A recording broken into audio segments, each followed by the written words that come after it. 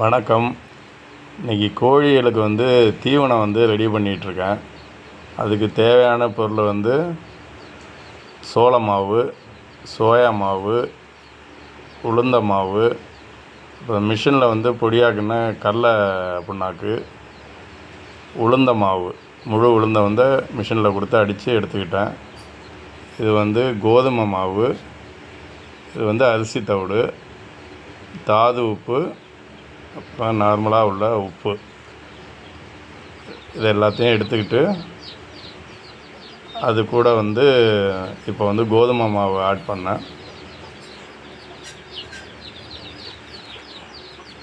அது கூட தவிடு ப்ளஸ் அந்த உப்பு, அந்த கலவையெல்லாம் ஒன்றா சேர்த்துட்டு இந்த மொத்த பொருளுக்கும் மொத்தம் ஒரு கப்பு எடுத்துக்கிட்டோன்னு வச்சுங்களேன். அதில் மொத்தம் 3 கப்பு தண்ணி ஊற்றிக்கிட்டேன்.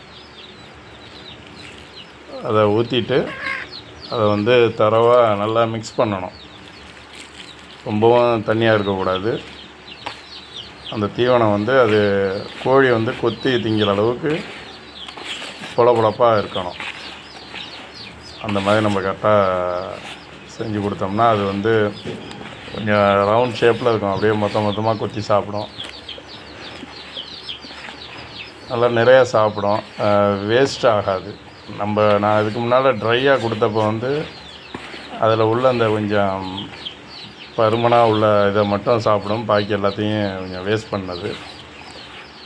இது மாதிரி கொடுக்கும்போது வேஸ்ட் ஆகாமல் சாப்பிடுது. இதை இன்றைக்கி என்ன பண்ணி பார்த்தோம்னா, அந்த பெரிய கோழிக்கு மட்டும் இல்லை, ஒரு 2 மாத குஞ்சு ப்ளஸ்ஸு சின்ன குஞ்சுகளுக்கும் கொடுத்தேன். நல்லா சாப்பிடுது. நன்றி.